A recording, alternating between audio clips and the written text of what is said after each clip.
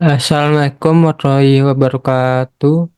Di sini kami akan mempresentasikan sebuah analisis dan identifikasi risiko pada usaha nasi bakar pada suka yang terdiri dari Alia Sefa Garyoni, NIM 239, Sausana Nifa, NIM 244, Atorik Pertama Alfa Jarika, NIM 253, Muhammad Egi Falevi, NIM 259, Pamir Rizky Fadila dengan NIM 262. Dan dengan saya sendiri Riki Ramula dengan NIM 265. Di sini saya akan membahas tentang teorinya menurut manajemen risiko menurut Nafi pada tahun 2006, risiko adalah bahaya akibat atau konsekuensi yang dapat terjadi akibat sebuah proses yang sedang berlangsung atau kejadian yang akan datang. Risiko dapat diartikan sebagai suatu keadaan ketidakpastian di mana jika terjadi suatu keadaan yang tidak dikehendaki dapat menimbulkan suatu kerugian.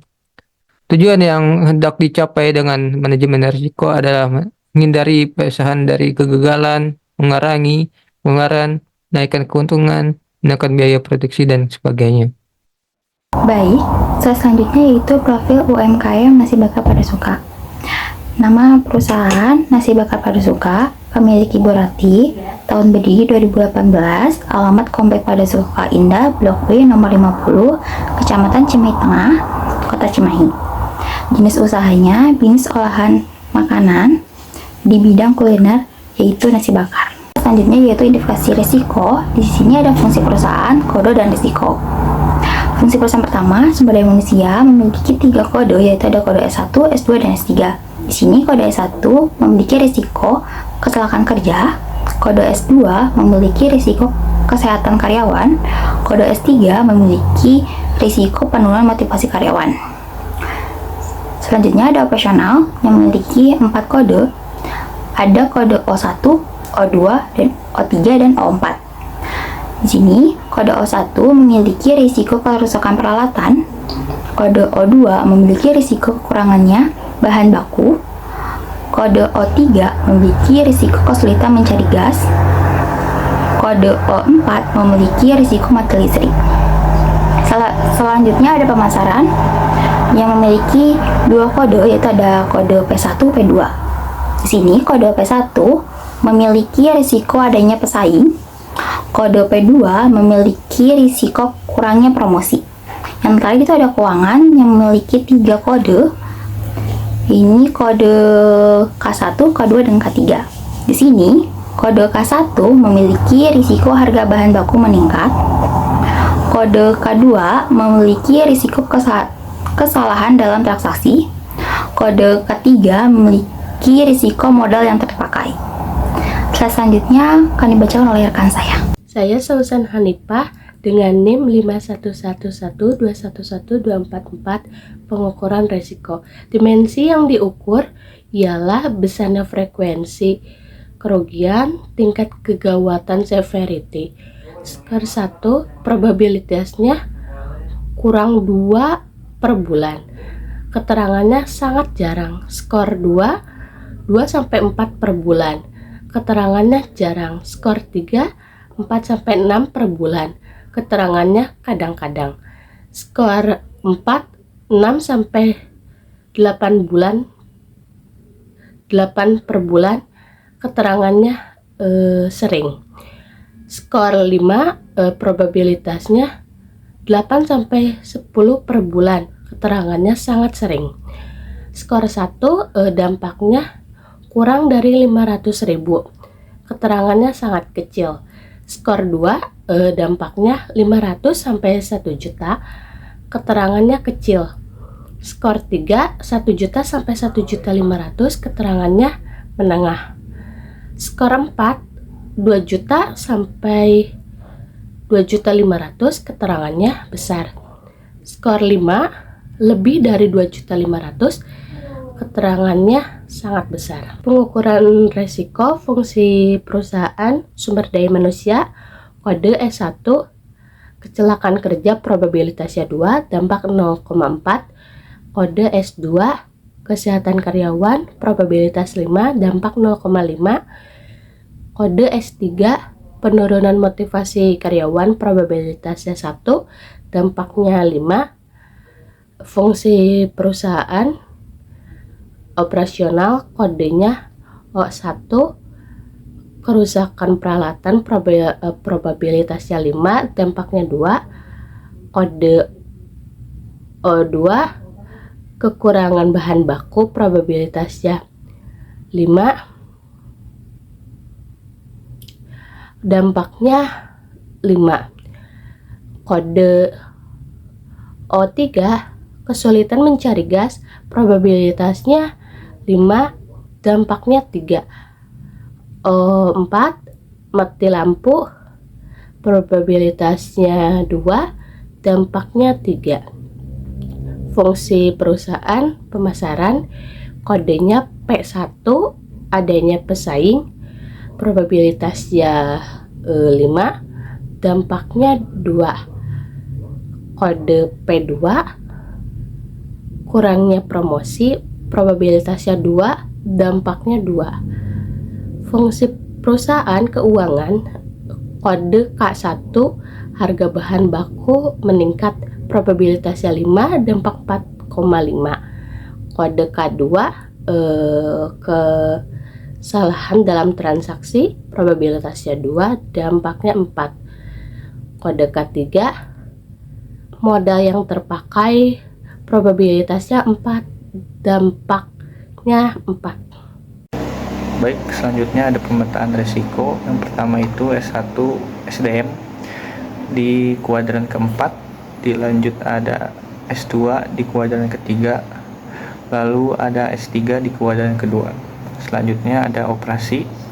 Operasi 1 berada di kuadran 3, operasi 2 ada di kuadran 1, dan operasi 3 ada di kuadran 1. Selanjutnya ada K1 berada di kuadran 1, K2 berada di kuadran 2, dan K3 berada di kuadran 1. Lalu yang terakhir ada P1, yaitu ada di kuadran 3, P2 ada di kuadran 4. Baik, selanjutnya ada pengendalian risiko. Yang pertama itu kode S1, yaitu SDM. Risikonya itu kecelakaan kerja, dengan pengendaliannya yaitu risk reduction. Keterangannya menyediakan alat keselamatan kerja atau P3K. Yang kedua yaitu S2, yaitu kesehatan kerja, dengan pengendalian risk reduction. Keterangannya memberikan waktu istirahat. Yang selanjutnya ada S3, penurunan motivasi karyawan. Pengendaliannya yaitu risk transfer, dengan mengalokasikan dana untuk pergi berlibur. Selanjutnya ada operasi 1, yaitu kerusakan peralatan, dengan pengendaliannya risk reduction, yaitu menggunakan peralatan secara baik dan dirawat secara rutin. Yang kedua itu kekurangan bahan baku, dengan pengendalian risk reduction juga, menggunakan peralatan secara baik dan dirawat secara rutin. Itu yang ketiga ada kesulitan mencari gas. Pengendaliannya yaitu risk reduction, dengan menyediakan cadangan persediaan bahan baku. Lalu ada O3, yaitu kesulitan mencari gas, dengan pengendalian risk reduction, dengan menyediakan cadangan persediaan gas. Lalu selanjutnya ada mati listrik, yaitu pengendaliannya risk transfer, dengan memasak nasi menggunakan kompor. Selanjutnya ada P1, adanya persaingan, dengan pengendalian risk reduction, yaitu menjaga kualitas produk. Lalu ada P2, kurangnya promosi, dengan pengendaliannya yaitu risk reduction, melakukan promosi di sosial media. Selanjutnya ada K1, harga bahan baku meningkat, dengan risk reduction, lalu melakukan promosi di sosial media. Lalu selanjutnya harga bahan baku meningkat dan pengendalian risk reduction, dengan melakukan pengecekan kembali. Dan yang terakhir yaitu H3, modal yang terpakai, pengendaliannya risk transfer, yaitu dengan mengganti uang modal yang terpakai. Selanjutnya, monitoring resiko. Tipe monitoring yang dilakukan pada UMKM nasi bakar pada Suka yaitu ada 2. Yang pertama, voluntary, yaitu strategi pemantauan resiko ini tidak diwajibkan oleh hukum. tetapi dilakukan oleh perusahaan untuk membantu mereka belajar dari peristiwa yang telah terjadi di masa lalu. UMKM Nasi Bakar Pada Suka melakukan pemantauan risiko karena perusahaan menyadari pentingnya evaluasi risiko yang telah terjadi sebelumnya. Yang kedua, kontinual, yaitu monitoring yang secara berlangsung. UMKM Nasi Bakar Pada Suka selalu melakukan pemantauan kegiatan di perusahaan sehingga dapat mengetahui potensi risiko apa yang mungkin saja terjadi. Selanjutnya, monitoring yang dilakukan adalah sebagai berikut. Yang pertama, dengan membuat pelatihan kedisiplinan, karyawan membuat SOP agar mendapat sanksi ketika terlambat. Yang kedua, dengan melakukan pengecekan setiap 1 bulan sekali. Yang ketiga, dengan meningkatkan kualitas produk dan menunjukkan ciri khas dari produk Nasi Bakar Pada Suka. Yang keempat, dengan mencatat setiap keluar masuk keuangan dengan menggunakan software keuangan. Selanjutnya kesimpulan. Jadi berdasarkan hasil wawancara dan analisis kelompok kami, UMKM Nasi Bakar Pada Suka memiliki 12 risiko berdasarkan 4 fungsi perusahaan. Kemudian dari setiap risiko tentunya memiliki frekuensi dan tingkat kegawatan yang berbeda, di mana risiko O2, K1, dan K2 menjadi risiko yang mengancam pencapaian dan tujuan dari perusahaan, sehingga perusahaan atau pemilik usaha harus lebih mengutamakan pengendalian risiko tersebut. Sedangkan bagi risiko lainnya merupakan risiko yang tidak berbahaya, namun pemilik usaha sebaiknya tidak mengabaikan risiko tersebut. Dan selanjutnya ini dokumentasi dari kelompok kami saat kami melakukan wawancara kepada UMKM Nasi Bakar Pada Suka. Sekian dari kelompok kami, mohon maaf bila ada kesalahan. Assalamualaikum warahmatullahi wabarakatuh.